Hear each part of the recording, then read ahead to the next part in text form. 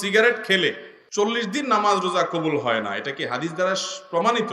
ধূমপানকারীর মুখ থেকে যে দুর্গন্ধ হয়, ধূমপানকারীর নিজে যারা আছেন, আমি মাঝে মধ্যে বলি ভাই, নর্দমার কাছে ড্রেনের কাছে গিয়ে একটু ড্রেনের গন্ধটা শুকে এরপর নিজের মুখের গন্ধটা শুকে দেখেন যে ওইটার চাইতে আপনার মুখের গন্ধ মারাত্মক। আমি একবার ঢাকার এক হাসপাতালের মসজিদের পাশে সালাত আদায় করতে দাঁড়াইছি, আমার পাশে একজন দাঁড়াইছে, তার শরীর থেকে যেই গন্ধ, আমি চিন্তা করলাম এই লোকটাকে কিছু একটা বলা দরকার, কিন্তু বললে মাইদ্যরও খাওয়ার ভয় আছে। তো আমি তাড়াতাড়ি পকেট থেকে কাগজ কলম নিয়ে বের করে সুন্দর করে লিখলাম, ভাই যেই গন্ধ ভাই আজকে আমি শুকতে হলো, আমার সালাত নষ্ট হওয়ার উপক্রম। কি সালাত আদায় করছি, মনোযোগ পুরাটা আপনার দুর্গন্ধে আমার দখল করে নিয়ে গেছে। তো আল্লাহর রাস্তায় আল্লাহকে ভয় করেন, এটা আর করেন না। এটা লিখে কাগজটা আমি সাইডে রেখে, সেই সালাতের মধ্যে আছে এই অবস্থায় আমি তার সামনে রেখে আইজো দৌড় কাইলো দৌড়,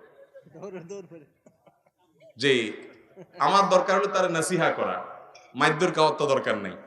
তো নাসিহার কাজ তো হয়ে গেছে, লিখে দিয়ে আসছে। ভাইরা আমার, যারা ধূমপান করেন তাদের মুখে এরকম বাজে অবস্থায় তৈরি হয়। পৃথিবীতে ক্যান্সার এখন এত ব্যাপকভাবে ছড়াইছে, আমাদের দেশের কথা যদি আপনি বলেন, ঘরে ঘরে জনে জনে এখন পরিবারে পরিবারে ক্যান্সার। এবং ক্যান্সারের অন্যতম বড় কারণ হলো এই ধূমপান এবং জর্দা। পানের সাথে চাবায়া চাবায়া রকমারি জর্দা খায় না অনেক মুরব্বীরা?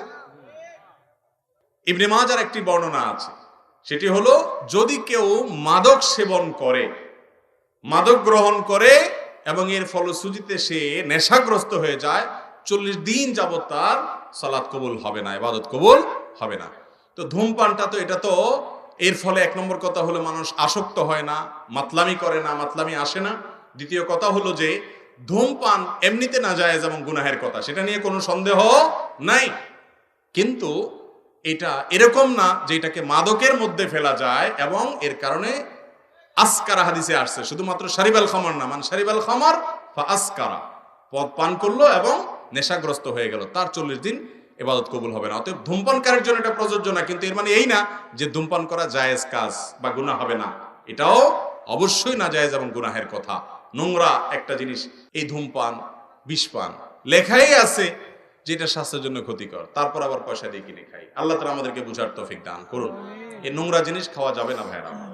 কিন্তু 40 দিন ইবাদত কবুল হওয়া না হওয়ার যে হাদিস, সেটাই ধূমপানের ক্ষেত্রে ফিট হবে না। অনেক রাত হয়ে গেছে।